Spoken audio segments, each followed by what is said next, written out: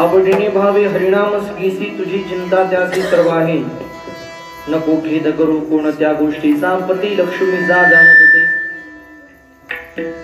सकळ जीवांचा करीतो सांभाळ तुझ मोकली ऐसे नाही. जैसी स्थिती आहे तैशा परिराही. कौतुक तू पाहे संचिताचे एका जनार्दनी भोग प्रारब्धाचा. एका जनार्दनी भोग प्रारब्धाचा हरी कृपे त्याचा नाश झाला. हरिमुखी गाता हरपली चिंता त्याने मागुता जन्म घेणे. प्रारंभी विनंती करू गणपती विद्या दया सागरा. अज्ञानत्व हरुणी बुद्धिमती दे आराध्य मोरेश्वरा. चिंता क्लेश दुःख दारिद्र्य देशांतरा पाठवी. हिरंभा गणनायका गजमुखा भक्तांबुतोषवी. आता हृदय आपुले चौपारुनिया भले बरे वैसो पाऊले. श्री गुरुंजी संपद्य ज्ञानंच विदाय भक्ती विलोकितोइन समाधिराज वैराग्यवंतं सुविचारयुक्तं नमामि जोगं शिरसा गुरुंतं. महिम्न पारं ते परम विदुषो यद्य सदृशी. स्तुतिर्ब्रह्मादीनामपि तद्वसन्ना स्वेगिरः. अथावाच सर्वे स्वमति परिणामावधिगृह्ण. ममापेश स्तोत्रे हरणिरपवाद परिकरः. जिथे ज्ञान विज्ञान संजीव होते. जिथे योग विद्येस सामर्थ्येते. जिथे मानवाला मिळे मोक्ष गाथा. तुझ्या पायरीसी सदा नम्र माथा. नवे बोल अश्वत्थ वृक्षास आले. जिथे गीत वीस वेद झाले. तुझ्या शब्द शब्दात सायोजनाथा. तुझ्या पायरीसी सदा नम्र माथा. पंढरीच्या देवराया. पंढरीच्या देवराया. पंढरीच्या देवराया. पंढरीच्या देवराया. दंडवत तुझी पाया.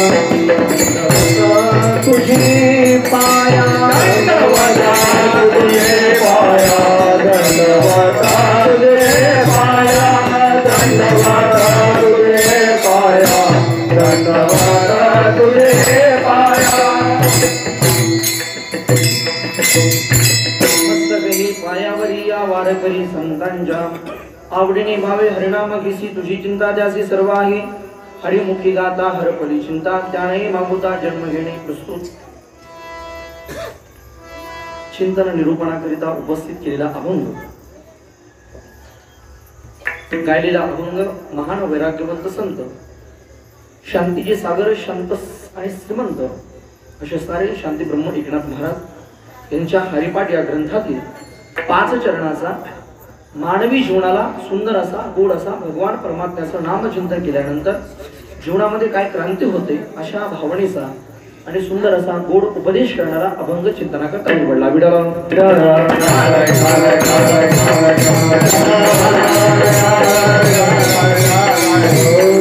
संतांचा गोड उपदेश अभंगावरून आपल्याला पाहायला मिळतोय. खरं म्हणजे संतांचं जीवन या मानवी जीवनाकडे आपण जर पाहिलं तर संतांचं जीवनच या मानवाकरता आहे. संपूर्ण विश्वाकडे संतांनी नजर टाकली तर संपूर्ण विश्वाचं कल्याण व्हावं एवढीच हेत एवढीच भावना या संतांच्या प्रत्येकाच्या हृदयामध्ये अंतःकरणामध्ये स्थित आहे. थोडासा विको प्रत्येक पॉईंट कमी करा. गाताने विकोड द्या. मला वाटतं या देशाला संत मिळाले त्याचमुळं हा देश अगदी प्रगल्भतेने जीवन जगतोय. नाहीतर अमेरिका सारखा एवढा महान आणि एवढा श्रीमंत असणारा देश, जो देश आत्महत्येच्या प्रकरणामध्ये सगळ्यात अव्वल क्रमांकाला या विश्वामध्ये लागतोय, त्याचं काय कारण असेल तर एकच आहे, त्या देशाला संत विचार मिळाले नाहीत आणि संत उपदेश मिळाला नाही। आपण सर्व भाग्यवान आहोत। भारत भूमीमध्ये, भारत देशामध्ये तुमचा आणि माझा जन्म आहे आणि या भारत देशामध्ये जन्म लिहून संत विचार आणि संत उपदेश तुमच्या आणि माझ्याकरता संतांनी लिखित केलाय, तो लिहून ठेवलाय आणि त्या संतांच्या विचाराचं पायक होण्याचं भाग्य तुम्हाला आणि मला त्या ठिकाणी तुमच्या आणि माझ्या पदरी पडत आहे।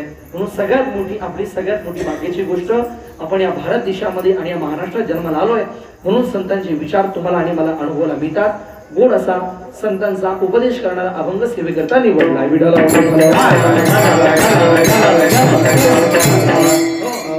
चिंतनाला आरंभ करण्याअगोदर घाबरू नका, मोकळं वाजा। विठ्ठला केलं का की सप्त निघलं पाहिजे, चला असं घाबरू नका, तुम्ही टेन्शन नाही घेऊ। काय करत नाही तुम्हाला, मी दिसायला मोठं दिसतोय का? काय करत नाही आपल्या आवाज येतोय क्लिअर पाठीमागे? आवाज येतोय का पाठीमागे? नाही येत का? येतोय ना? थोडासा येतो नाही का आवाज मोकळा करायची, थोडासा गेन कमी करा, खालून बसलीतून वाढ। माझा आवाज कशासारखा येतोय मला? प्रेमाची मंडळी, आदरणीय समस्त गावकऱ्यांच्या निमंत्रणातून तुमच्या सगळ्यांच्या दर्शनाचा योग प्राप्त होतोय।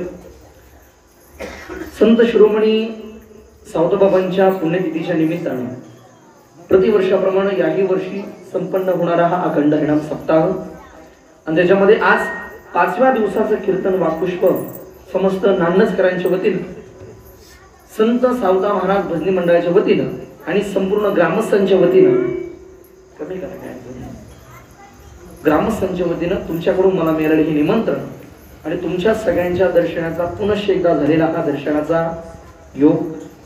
बऱ्याच जणांना कल्पना आहे, आवाज कमी करायची, बऱ्याच जणांना कल्पना आहे पायी दिंडी ज्यावेळेस आषाढीला निघते त्यावेळेस आपल्या गावामध्ये दिंडीचं दुपारचं भोजन आमची सर्व ग्रामस्थ मंडळी करत असतात। आदरणीय आमचे निवृत्ती अण्णा असतील, त्यानंतर आदरणीय श्री श्रीमंत काका आहेत, त्यानंतर आदरणीय भरपूर मंडळी आमची सगळी, त्यांच्या माध्यमातून या गावामध्ये येणं झालं।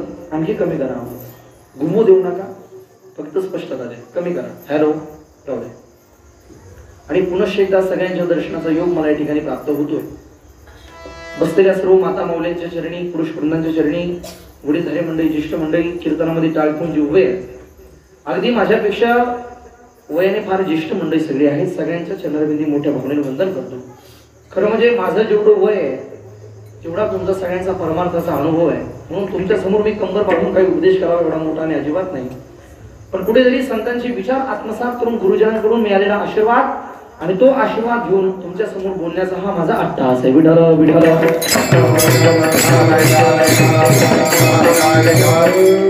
आदरणीय ज्यांच्या श्रीमुखातून आपण गोड चाल ऐकली, आदरणीय श्री भक्तीपरायण त्यांच्या मुखातून आपण चाल ऐकली, आदरणीय बाबांचं नाव देवीदास महाराज आमचे कुमटकर, बरोबर ना? राजवाडीला मागे कीर्तनाला येऊन गेलो मी, त्यावेळेस बाबांचा दर्शनाचा योग आला होता। त्यांच्या समोर ज्यांनी चाल गायली आदरणीय आमचे हरिभक्तीपरायण रावसाहेबजी महाराज, राजवाडी रावसाहेब महाराज आपले चरणारबिंदी वंदन आहे। रावसाहेब महाराजांना मनापासून वंदन करतो। त्यानंतर आदरणीय त्यांच्या मृदुंगाची सेवा ज्यांची आहे आदरणीय हरिभक्तीपरायण यश महाराज, गावातलेच आहे यश महाराज, घाबरू नका, टेन्शन घेऊ नका, आपलंच कीर्तन आहे। यश महाराजांना मनापासून धन्यवाद। ज्येष्ठ मंडळी आदरणीय गायना करता आमचे बाबू महाराज, आदरणीय भाऊ महाराज आहेत माईक वरती, त्यानंतर विनेकरी आहेत। आता मला सगळ्यांची नाव मला पाठ नाही, आदरणीय महाराज कावडे महाराज, त्यांनाही मनापासून वंदन करतो। चोपदार आहे दोघांनाही मनापासून वंदन। तुमचं नाव काय? बबन महाराज, तुमचं मोठे घ्या नाही, अरुण महाराज, अरुण महाराज, त्यांनाही मनापासून वंदन करतो। माझा आवाज तुमच्यापर्यंत पोहोचवण्याचं काम गोड साऊंड ज्यांचं आहे श्री दत्त मंडप नान, आदरणीय श्री रमेशजी महाराज, रमेश महाराजांना मनापासून वंदन। रमेश महाराज सुंदर जोडले, अगदी तुमचे चरणारबिंदी वंदन आहे, खूप सुंदर आहे, अप्रतिम आवाज आहे, असंच मला हवा आहे त्या ठिकाणी। फक्त काय माहिती हॉल आहे ना, त्यामुळे ते आवाज घुमतोय, तुम्ही टेन्शन घेऊ नका। रमेश महाराज मनापासून वंदन आहे। परवाच्या दिवशी असंच मी कीर्तनाला गेलो होतो त्या बुलढाण्याकडे, मी इतकं वर्णन केलं रमेश महाराज, खोटं बोलत नाही, तुमची शपथ घेऊन सांगतो मी, खोटं बोलणार नाही। बुलढाण्याला कीर्तनाला गेलो, एवढं वर्णन केलं मी सिस्टम वाल्याचं, एवढं वर्णन केलं, खोटं बोलत नाही रमेश महाराज, तुमची शपथ घेऊन सांगतो। कीर्तन झाल्यानंतर ती ग्रस्त माझ्याजवळ आले, माझं दर्शन घेतलं, माझ्या खिशात 500 रुपयाची नोट टाकली, कोणी ते मंडप आले तुम्ही पाहता काय करायचं.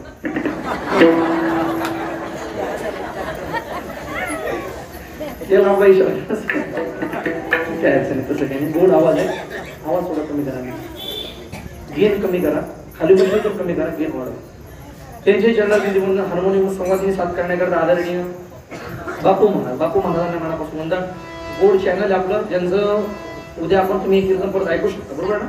काय चॅनलचं नाव? बापू गोरे. तुमचं नाव बापू गोरे. बरं बापू दादा, तुम्हाला मनापासून वंदन आहे. तुम्ही सुद्धा गोड लावलाय, तुम्हाला मनापासून धन्यवाद आहे. सगळी बसलेली मंडळी, बसलेल्यापैकी कोणी पत्रकार असेल, कोणी सामाजिक कार्यामध्ये त्या ठिकाणी अग्रसर असेल, सामाजिक आर्थिक आमचे लक्ष्मण सर, तुम्हाला मनापासून धन्यवाद आहे. सरांच्या माध्यमातूनच या ठिकाणी मी राजवडला कीर्तनामध्ये आलो होतो. सगळ्याच मंडळीला मनापासून वंदन करतो. माझा मला बहुसंख्येने तुमच्या सगळ्यांच्या चरणावरती मोठ्या भावनेने वंदन करतो. आणि अल्पसा वेळेमध्ये मी चिंतनाला त्या ठिकाणी प्राधान्य देणार आहे. फक्त एकच विनंती आहे, मध्ये मध्ये भजन होईल, टाळी वाजवू नका, मुखाने भजनही म्हणू नका. फक्त सर्वांगाचे कान करून माझ्याकडे त्या ठिकाणी लक्ष द्या, म्हणजे माझं बोलणं तुमच्यापर्यंत कळेल. आणि माझं बोलणं जर तुम्हाला कळलं तर मला त्याचं समाधान असेल, तर माझं बोलणं तुम्हाला कळलं नाही तर मग तुम्हाला दुःख होणार आहे, मलाही दुःखच होणार आहे. मग तुम्ही उद्या म्हणणार अण्णाला, आमच्या सर्व सावता महाराज बंदी मंडळाचे आमच्या सर्व सदस्यांना काय म्हणजे रात्रीच्या महाराज पैठवरून बोलवले, महाराजांचं कीर्तनच कळालं नाही. तुम्ही आता कीर्तन कळत नाही असं होत नाही. नानसकर त्याचं उत्तर एकच आहे, आपलं लक्ष कीर्तनात नाही. नाहीतर परवाच्या दिवशी आता आमच्या गावात एक आमची आजी, तिला म्हणलं आजी तुला माहिती का, ती म्हणजे काय झालं भाऊ, म्हणलं अगं आपल्या गावातल्या पाटलाची बायको कोमा गेली. ती मला कसं म्हणते, भाऊ त्यांचं काय पाहायचं, ते लई मोठे लोक आहे, ते कुठं जाते कुठं जाते, तिला सांगतो रे काय, ती ऐकते काय, अवघड आहे. थोडस लक्ष माझ्याकडे तर म्हणजे माझं बोलणं तुम्हाला काही विडाला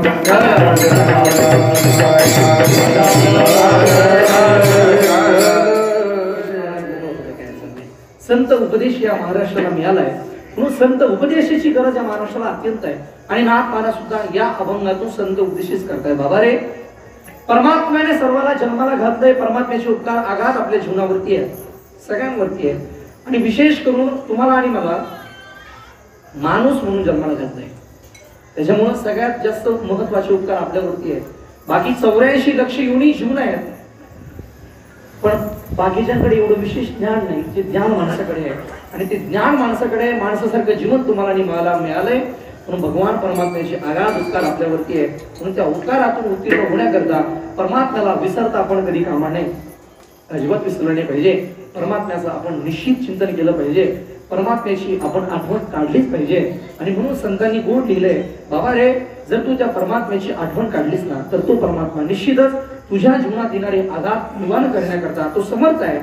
ऐसा तो समर्थ ब्रह्मांडाचा धणी, तो परमात्मा समर्थ आहे.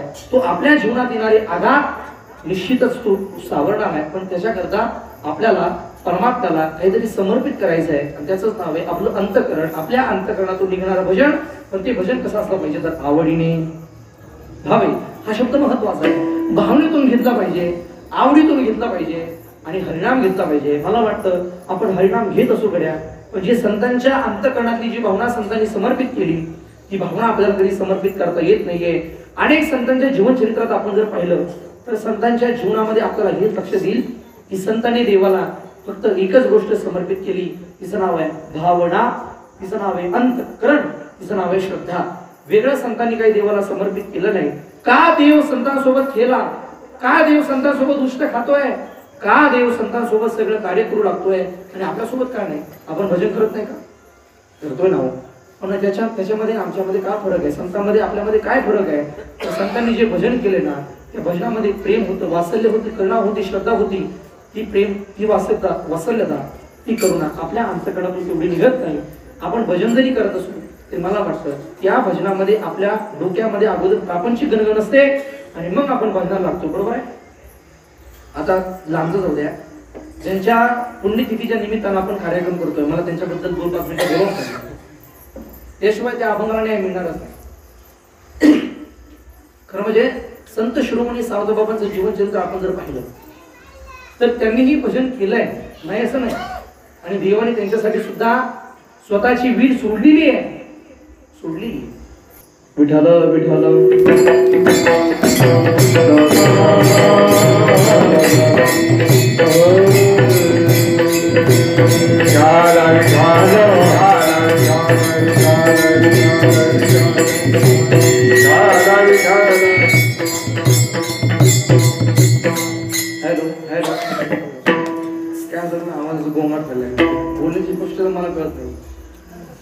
शब्दाचं कानावर जर व्यवस्थित पडले नाही तर मग त्याचा आनंद येत नाही. बंद करा तुम्ही काय ऑलरेडी बेस केला पण. Hello hello.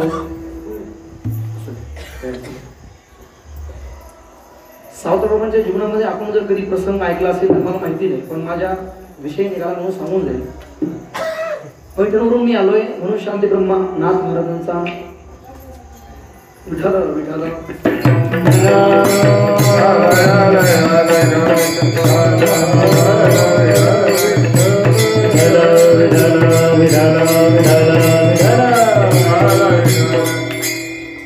हॅलो रमेश मला एकदा सेट करून घेऊ, एकदा सेट करून घ्या.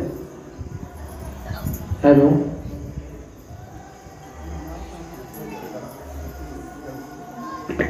ऑपरेटिंग दुसरं त्यांना फोन करून बोलून घेऊ.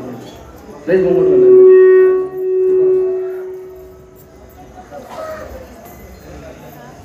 विठाला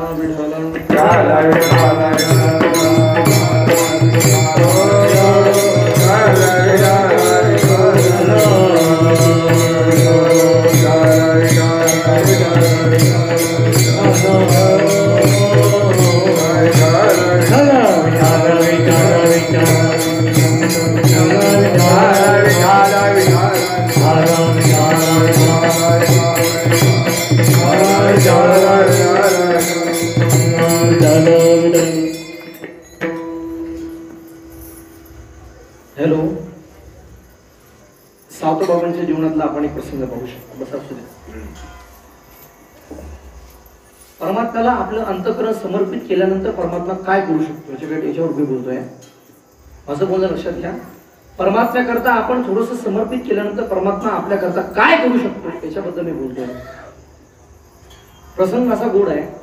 सावत्रबाबांचं आणि सावत्रबाबांची पत्नी असणारी जनाई, जिचं नाव आहे जनाई, जिला प्रेमाने सावत्रबाबा म्हणताय, बरोबर ना? इतिहास वाचलाय कोणी? जनाई हे वाचत माझे शब्द आहे. त्यावेळेस जनाई आणि सावत्रबाबा दोघही अगदी उन्हाळ्याचे दिवस आहे, पाऊस आता पडण्याची वाट पाहत आहेत आणि आषाढी करता पायी दिंड्या चालले पंढरपूरकडे. प्रसंग तुम्हाला सगळ्यांना माहिती आहे. अगदी किती गोड प्रसंग तो असतो. लोक पाऊस पडण्याची वाट पाहत असतात किंवा पाऊस चालू झालेला असतो आणि आषाढी वारी करता पायी दिंड्या चाललेल्या असतात. सावत्रबाबांनी सुद्धा ती गोड चाललेली दिंडी पाहिली.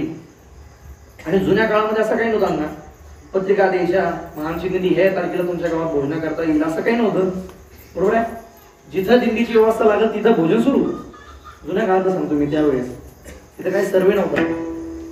सावत्रबाबांनी आवाज दिला वारकऱ्यांना. वारकरी होते, अगदी प्रसन्न भजन करत चालले होते. सावत्रबाबांनी आवाज दिला, थांबा थांबा थांबा, आमच्या घरी भोजनाची व्यवस्था करतो म्हणले. भोजनाची व्यवस्था कुठे आहे? वारकऱ्यांनी सांगितलं ठीक आहे महाराज, तुम्ही करता म्हणलं आनंदच आहे.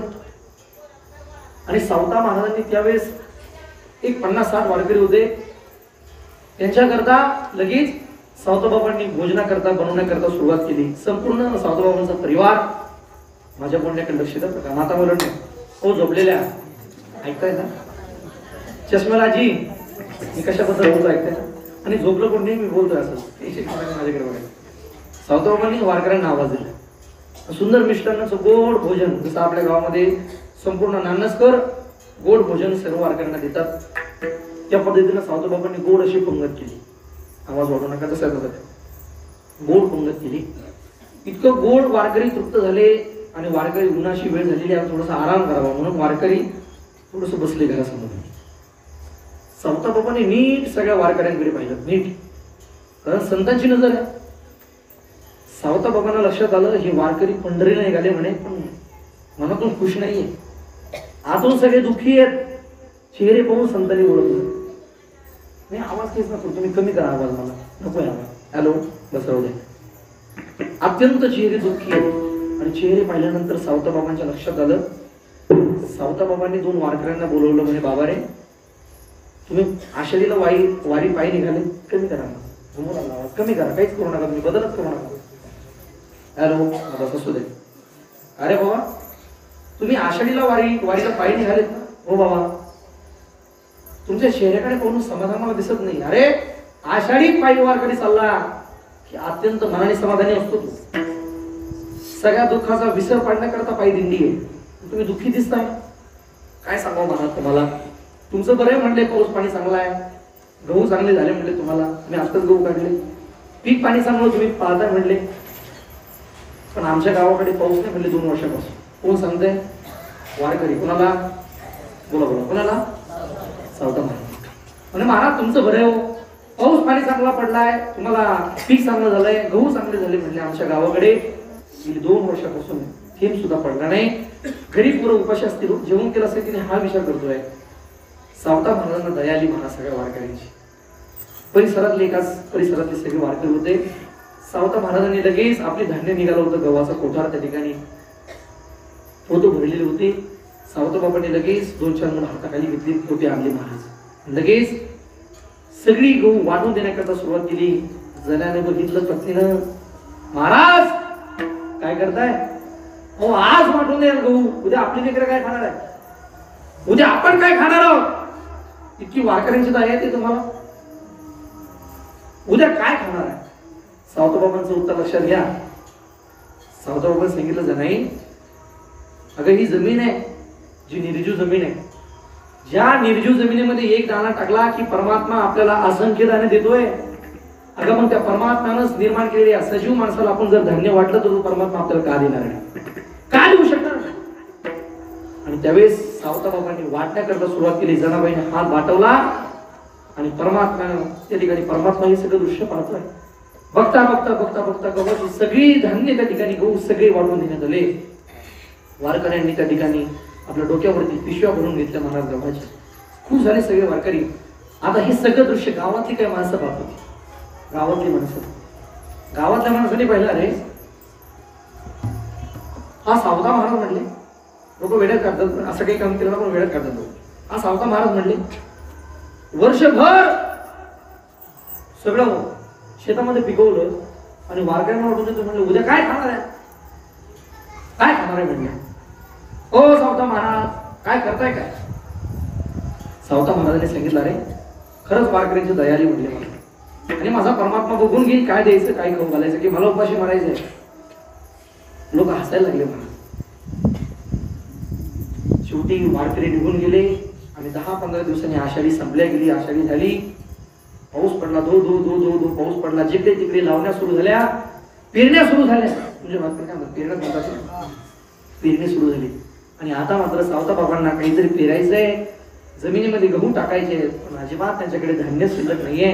आता काय करावं? गावात गेले सावता बाबा. गावात गेल्यानंतर काही म्हणले ना, म्हणाले, अरे मला थोडेसे गहू उसने द्या, तुम्हाला गहूचं पीक झालं की डबल पाहिजे वापस देतो, पण मला आता पेरणी करता थोडस द्या.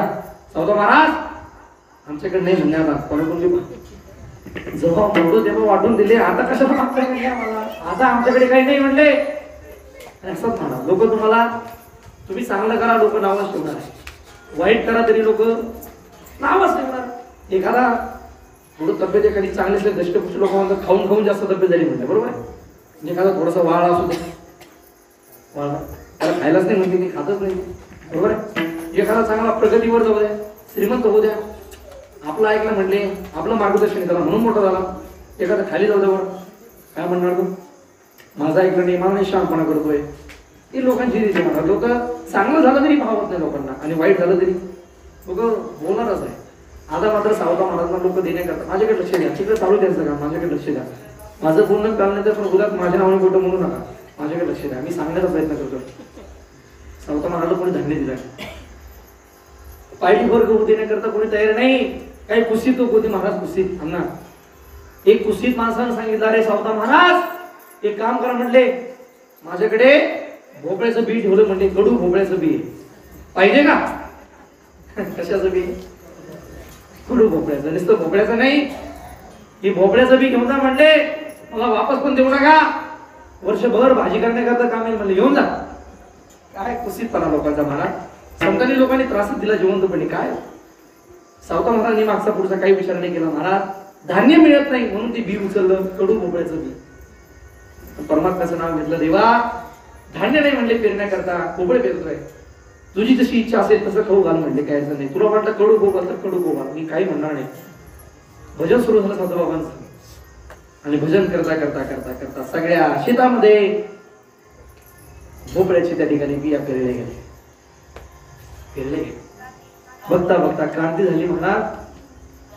अनेक महिन्यानंतर ज्यावेळेस भोपळे आले ना, भोपळे नामनस्कर एवढे नाही आले, एक एका भोपळ्यामध्ये एक एक माणूस बसला, असे उडले मुडले भोपळे तयार झाले. आणि आता मात्र त्या भोपळ्याची कीर्ती सगळीकडे पोचू लागली.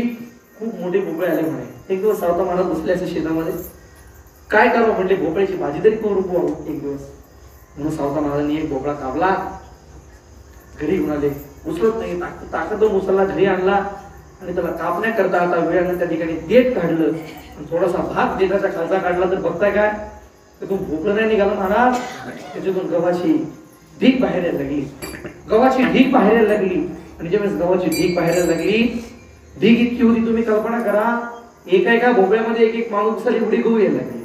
आता भोपळे किती होते, सगळ्या शेतात भोपळे होते. बघता बघता बघता सगळीकडे बातमी पसरली, सगळीकडे बातमी पसरली. आणि आता मात्र जी लोक सावता बाबांना कुशीतपणे बोलत होते ना, ती लोक आता भोपळे चोरून न्यायला लागली. कसे आता असं मागून तर आपलं नाव खराब होईल म्हणले, इमेज बाबा कसं असतं, इमेज असते ना माणसाला. आपण जरा सावता महाराज म्हणलो आम्हाला एक भोपळा द्या, आपली इमेज खराब होईल ना.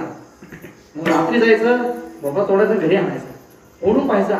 तरी सुद्धा महाराज माझ्या परमात्म्यानं त्या भोपळ्यातून कडू बी नाही काढलं, रोज बाहेर फेकले.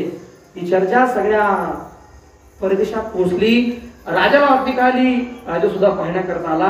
आणि त्यांच्या मुखातले शब्द असे, अरे धन्य ते सावता महाराज, धन्य ते सावता महाराज, ज्या गावात जन्माला आले ते गाव सुद्धा धन्य, धन्य ते हरण रत्नाची ती खाण, जन्मला निधान सावता तो. पुढे शब्द असे काही, सावता सागर प्रेमाचे आगर. आणि त्या भगवान परमात्म्यानं एवढी क्रांती केली महाराज. फक्त आणि फक्त एकच केलं, सावता बाबांनी परमात्म्याला आपलं अंतःकरण समर्पित केलं, आपली भावना समर्पित केली. आणि त्या भावनेच्या जोरावरती परमात्म्याला सुद्धा प्रपंच सावता महाराजांचा देवाला करावा लागला. कारण तो परमात्मा ज्यावेळेस एकदा आपण अंतःकरण देवाला समर्पित केलं ना, की आपली चिंता आपल्याला करण्याची गरज नाही, आपली चिंता करणारा तो आहे. तुझी चिंता त्या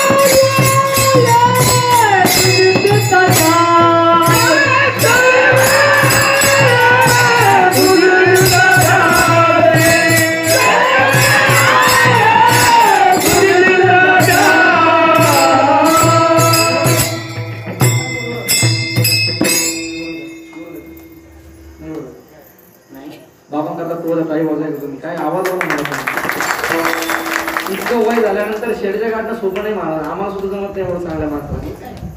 इतकं वय झालं तर ते त्यांचं शेडच्या पुढे लावला त्यांनी, तुझी चिंता त्याची सर्व आहे. नाथ महाराजांचे शब्द गोड आहे. बाबा रे, एकदा परमात्म्या करता थोडस समर्पित होऊन पहा. तो परमात्मा आपल्या करता सगळ्या गोष्टी करण्याकरता तयार आहे. फक्त थोडस त्याला आपण समर्पित करण्याची गरज आहे. बघा तुम्ही, जगात अनेक वस्तू आहेत, त्या जिंकण्याकरता माणसाला काही ना काही द्यावं लागतं. पण देवाला जर जिंकायचं असेल तर फक्त आणि फक्त श्रद्धा आणि भावना द्यावं लागते, बाकी काही देव पाहत नाही. परमात्मा म्हणतात, भाव का भूका हूं मैं, भाव ही बस सार है, भाव से मुझको भजे तो भव से बेड़ा पार है. भाव का भूका हो मैं, मी भावाचा भूके म्हणला, देव भावाचा भूकेला आचे दुष्काळ